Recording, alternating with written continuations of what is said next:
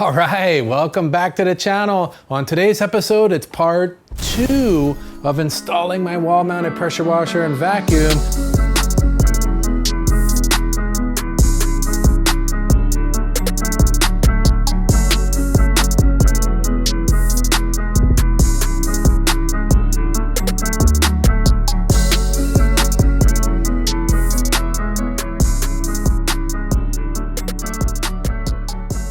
This kit is amazing, and I'm putting it in from start to finish, a renovation of this whole entire wall. I did part 1. If you haven't seen that, go back and watch that. That's kind of cool. But today we're going to be picking up with part 2. It's where I'm going to start the layout on the wall and actually start putting some stuff together. If you're just here to see the finished product, woo, there it is. And down in the bottom in the description, I'll have links to every single part and piece so that you can build your own kit. I even have plans over on my website that'll give you every single measurement for this so that your layout will turn out awesome just like this.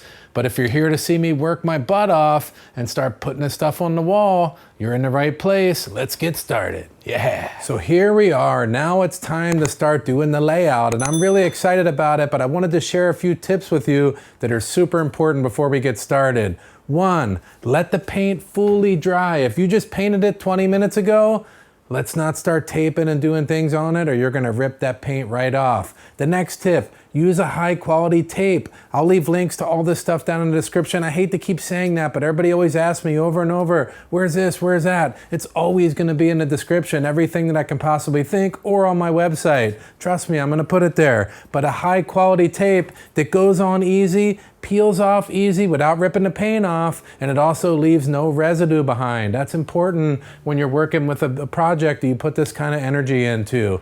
So the first thing we want to consider here now that we got all the tips sorted out, we're going to start with this project with the center of the electrical outlet. Now I know that I made that dead center, so we're going to put some tape on there, measure the middle, and then we're going to come down and project that center point on down. We're trying to figure out where the middle of this reel is. That's the important thing. Where's this reel going to go? We talked about that before. Everything is built around the reel. So now that we got the vertical, the center point, it's time to measure up off the floor and get that marked. And now we got a dead center cross, and this is where the fun starts. So now that we got that tape layout done, we know exactly where the center of the pressure washer is. Make sure that you run your tape out long enough so that it's gonna overhang my printable templates. These things are awesome. I put a lot of effort in these. These are true to size, all the holes match, everything's perfect. It's got these alignment notches on the edge, so we're gonna lay this right down on top of the cross that we made that indicates the center of the pressure washer reel. We'll tape that down.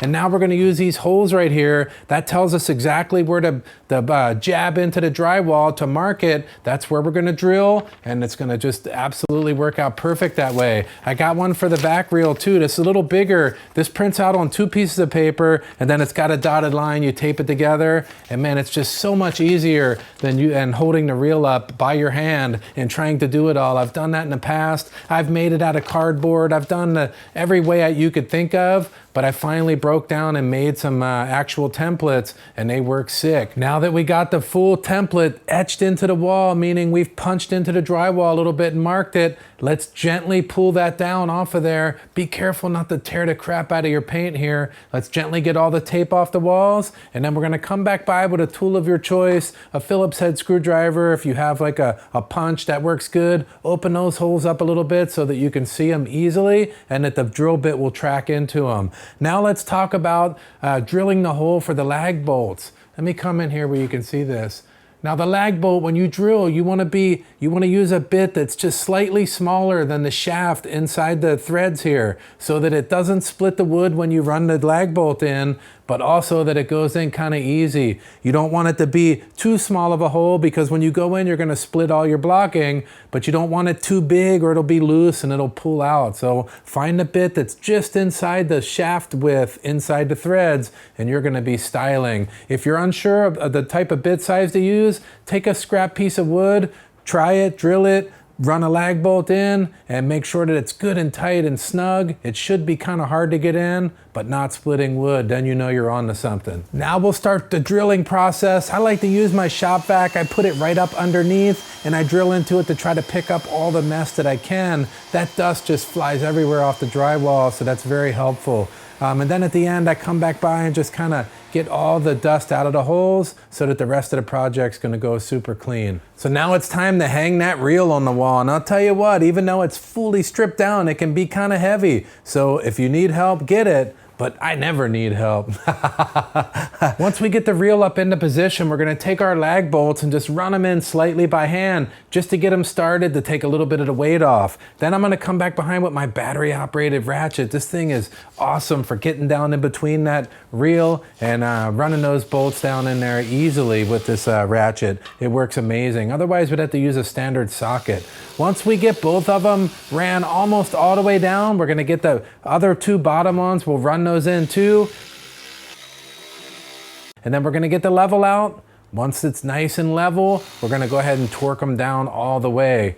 Now, at this point, we wanna really make sure that they're good and level and make sure that the bolts are snug, but we're not trying to go so hard on those bolts that we're popping through the drywall and doing crazy stuff. We want them good, snug, and secure. When I did this install, I just decided to go ahead and do the entire install as one big package. But now that I'm editing the video, I'm looking at it and I'm thinking, let's compartmentalize and let's continue with the pressure washer. So I'm gonna continue to build out here until this is complete, and then I'll come back and do the vac after. Now it's time to get that stainless steel shelf on the wall. The first thing we want to do is try to figure out how to center it. Now there's two ways you can do this. One would be to measure across the reel, find the center, and come up with the center mark. The other one, in my case, would be to come down off of the electrical plug. My electrical plug is absolutely perfectly center, so I'm going to go ahead and come down straight off the middle of the plug, and that's going to give me dead center for my shelf.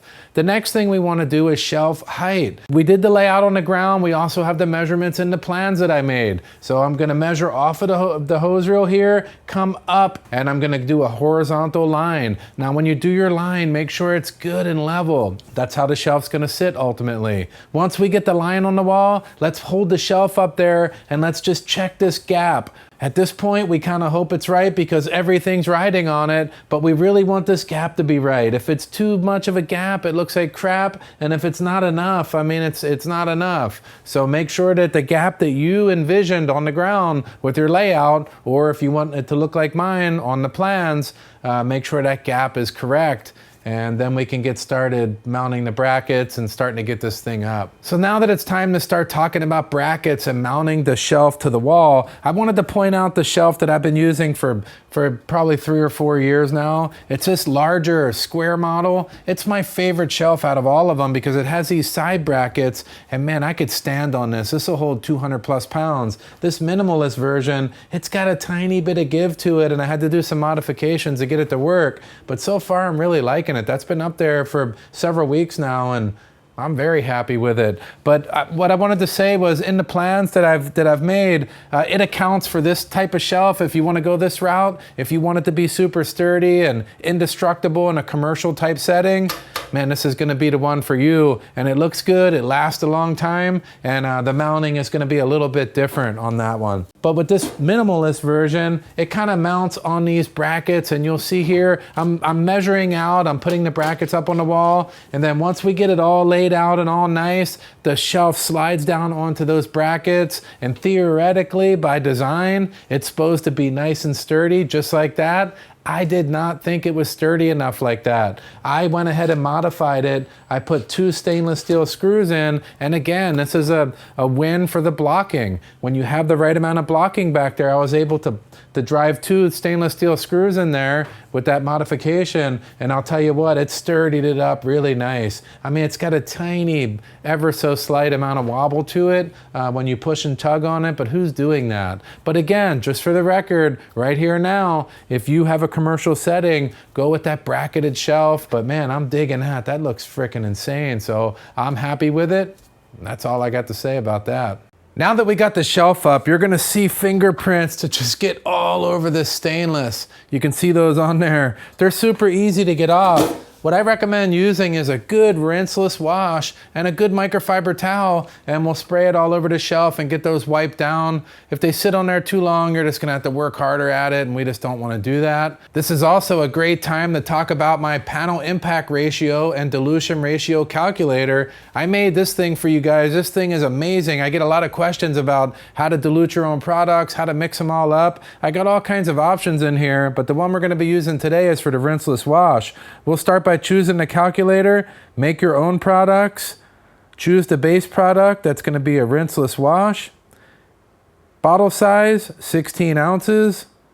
Desired use, we'll use the interior cleaner, it's basically the same thing, and then you'll see down the bottom that it gives you the exact dilution ratio. And this particular dilution is 0.06 ounces of rinseless wash for 15.94 ounces of distilled water. I prefer distilled water whenever I'm mixing products. They last longer, but does it have to be absolutely 0.94? No, just get it close, it's good enough.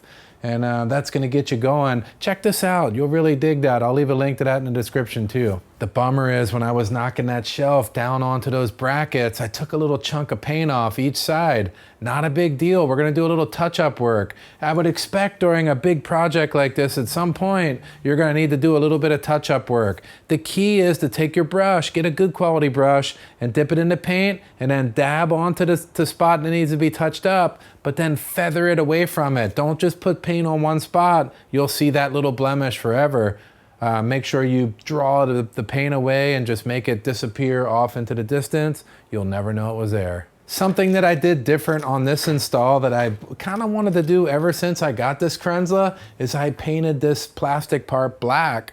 And I'll tell you what, it turned out really nice. It matches all the powder coating on the other equipment here. And all in all, it's really cohesive. I was kind of sick of the blue and it just didn't go together in my opinion. So I looked high and low and I found a couple different brands of paint. I gave them a try. This one stuck out the best. It's a perfect match to the black powder coated reels. It also went on very easy, got great coverage on the Kranzle. I ended up doing 2 coats just to make sure I had a nice thick amount on there. But all in all, it covered it perfectly and it looks amazing. I'll leave a link to this over on my website and I'll leave one down in the description too so you guys can get the right paint without having to go to that school of hard knocks, you know what I mean?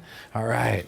Now we're gonna throw the Kranzle up on the shelf, get the unit plugged in, and then take a second to get it organized, get it centered, and get it looking nice on there.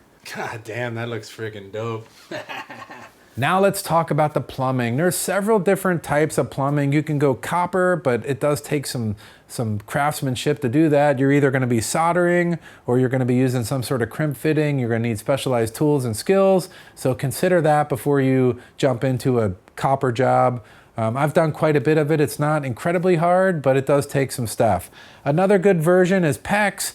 PEX pipe is a plastic bendable pipe. It works really nice. I've used that quite a bit too, but when you buy it on the roll, it kind of has a built-in bend to it. It's kind of hard to get it straight. You can buy straight lengths at the big box stores, but generally speaking, it's kind of a pain to get your reveals looking good. Another version is PVC pipe. I had PVC pipe running down to my water deionizer, which made it just an easy candidate to go ahead and run the PVC down through the wall and service my pressure washer and my bucket filler.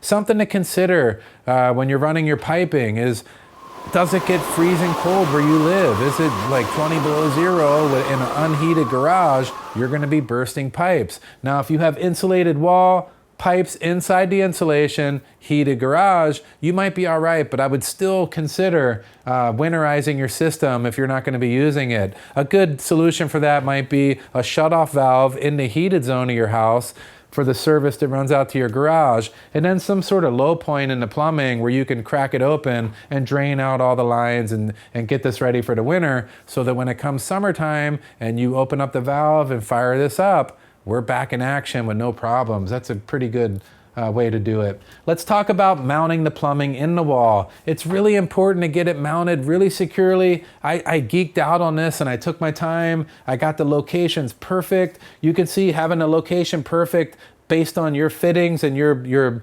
different hose selections and everything that goes with this depends on how it's going to lay. Is it going to lay nice? If it's over here, it's going to be all bent and gnarly looking, or higher, it's going to be pooling, or low, sagging. You get the idea. We want it looking perfect, man, and having it in the right location and securely mounted is super key for that. Now let's move down to the bucket filler. With the bucket filler, we want the length to be where it easily goes in and out of the bucket without any struggle. We want it slightly below the rim of the bucket, so when I turn it on, if it bucks, it doesn't jump out of the bucket and start spraying all over the garage. But the same token, I don't want it a foot down into the bucket where now I'm struggling with that thing every time to get it in and out.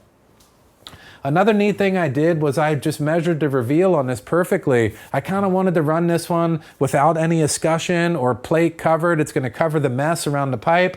So when you cut the drywall, I tried to do it as precise as I can, and I went back and filled it, caulked it, and just did everything I could to make it look killer. The reveals are both identical, and I think they look pretty darn good, man. What do you think about them? So now it's time to get the hose bib on. We're gonna go ahead and put Teflon tape on it. Make sure you run the Teflon tape in the direction so when the tape ends, when you spin it on, you're not unreeling the Teflon tape you just put on. Is it really that big of a deal? Not really, but it can be. So make sure when you terminate the Teflon tape, it's in the same direction that you're gonna be spinning the hose bib on with, so that you're not just unraveling it. And now we're just going to repeat everything that we did on the first hose bib. Get it Teflon taped up, tighten it down into the wall, not too tight. And then we'll follow up with the garden hose quick disconnect. And then we'll install the stainless steel braided line. Up to the 90-degree stainless steel fitting, hooking it to the side of the pressure washer. We'll take a minute to kind of straighten everything out here, try to make it look nice. This stuff's just been sitting in the box for a while. And we'll work our way down to the hose bib and we'll put all that together as well. I like to use this fireman's nozzle on the end. It works really nice, puts out a good spray pattern. Let's slide the bucket under and check that length. And what do you know, it's perfect. Just a few inches below the rim. That's gonna work really nice. So now it's time to put the hose on the reel. And we're gonna be using a quick disconnect this time. That way we're not gonna have any future problems getting this on and off the reel in case I wanna swap the hose out. So we'll go ahead and we'll tape up a nipple here. Again, make sure you put your Teflon tape on the right direction. I know a lot of people tend to get that wrong, and it's not the end of the world, but it could cause leaks. So we'll go around. I like to go at least 3 wraps. I know you could do more, you could do less. Just put enough on there to where you're satisfied, but not so much you're not going to get it threaded onto the reel here.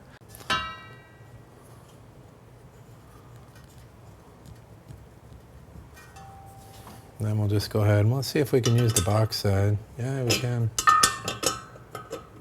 We'll just take our time putting that on. We don't want to tear anything up.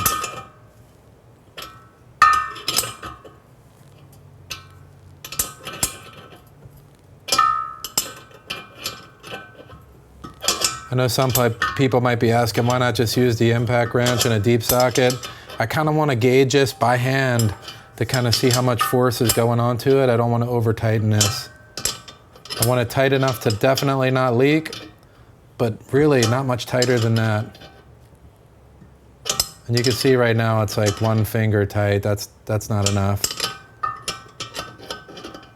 And the Teflon tape also acts as a lubricant too for the threads so that they don't start binding up and rounding out on you.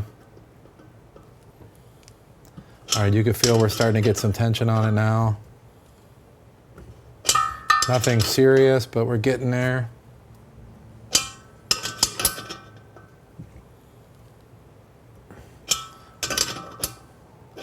This is where I'm starting to wonder, would that be enough? And then I'm gonna go another quarter turn after I think it's enough. Yeah, a tiny bit of hulk, not a lot of hulk. That went on really nice, that looks good. Let me get you in close up on that. Now we can just apply our quick disconnect in there. Should go on pretty easy. Now I do have that in there because I want to protect the hose from getting a kink and any bending. So you have to work it in a little bit in terms of that. We got that situated on there, and that's a real nice fit. Look at that. Yeah, I'm stoked on that. And if I ever want to replace the hose, just comes off really easy, and the nipple's just gonna live in there because I know after a long time they're gonna be seized anyway. But throughout the life of your machine, your kit, you might wanna swap the hose out at some point, and quick disconnect's really gonna help with that. Now keep in mind, this does add and introduce another point of a possible leak. So you gotta keep that O-ring nice, gotta keep it lubricated. This is gonna be buried in there, and if you ever see water dripping out of your reel, this will be the first place I would go. I don't anticipate that happening, but that's definitely a vulnerability in terms of future leaks. Okay, so we got that seated nice, and then we'll come around. Now we'll get this this fastener holds the hose to the reel so that it's in the right position. Open it up. Let's see, we got a hole right there, and I envision it like that. So yeah, we'll go here.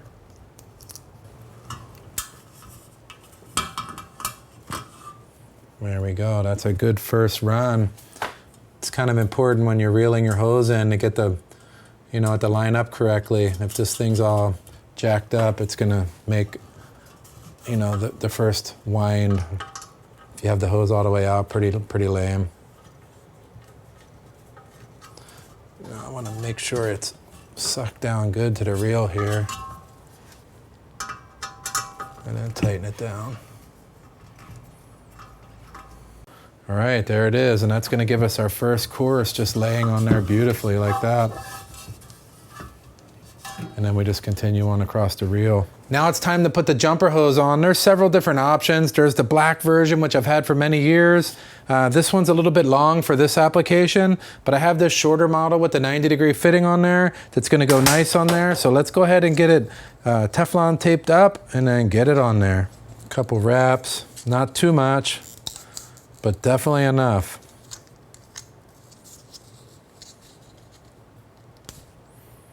Might as well go ahead and do this one too.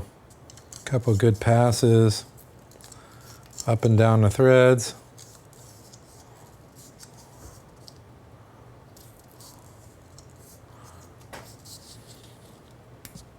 There we go.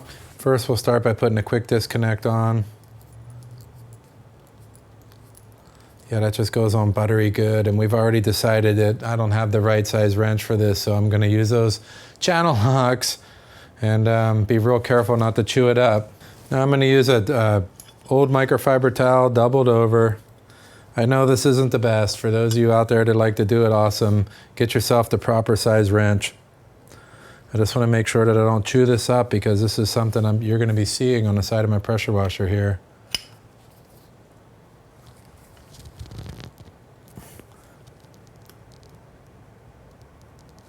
Now it's time to go ahead and put it on the reel, and I need this to end in the right position so that it's sitting right for this. So I got to keep that in mind when I'm running this down, that we end up in a spot that's desirable.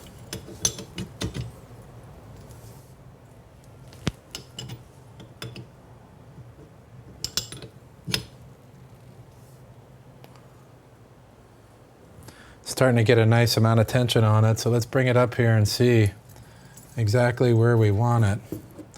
We need to go 180 from that, so let's keep on trucking.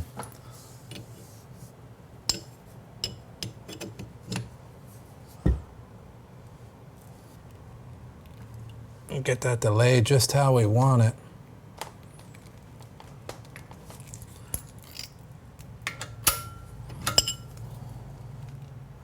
Need to go a little more.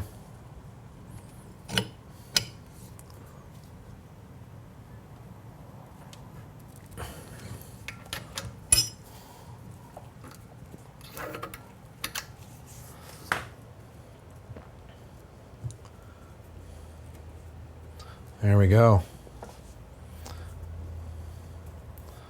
Pretty happy with that. That looks nice. I wonder if I could get it vertical like that.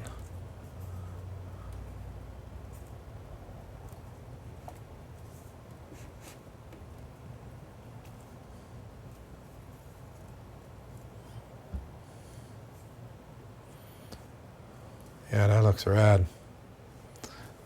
That's a damn good fit right there. Now let's test this thing for leaks.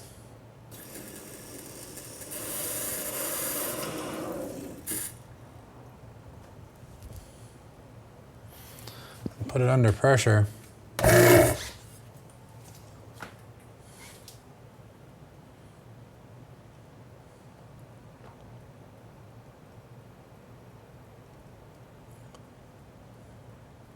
That looks pretty darn good, and man, it fit beautifully. Everything went together awesome. I'm very happy with it, but we're gonna keep an eye on this, and if I have to, I can go ahead and put a little bit more of a turn on it later. But again, I don't wanna be Incredible Hulk and go busting threads and all that, so I wanna make sure that it's the right amount, but not too much, and then we can always come back later and add a little bit more if we have to.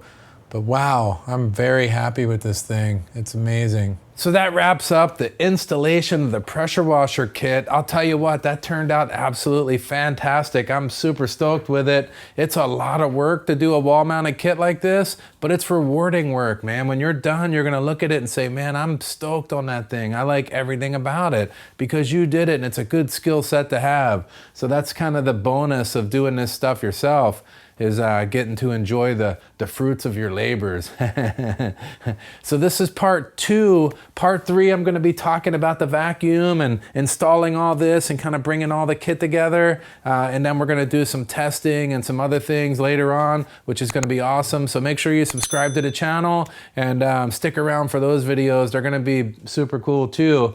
And another thing, I'm starting to do some content over on Facebook, Instagram, and TikTok. It'll be exclusive content over there. I won't be doing a lot of it. The same thing here on YouTube. So come on down in the description. I'll have links to all those platforms. Hopefully, if you've stuck around this long, you dig my channel and you'll go over there and help me out by supporting those channels too and following and leaving some comments. Let me know you were there and all that neat stuff. Try to get those platforms going as well.